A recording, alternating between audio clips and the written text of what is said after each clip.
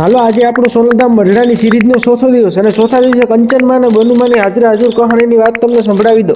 3.5 litre 5 litre blood હોય એમાંથી 3.5 litre તો નીકળે હતું.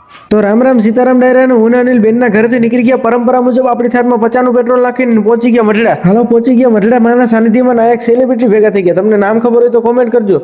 તરીકા ભીખ માંગને કા.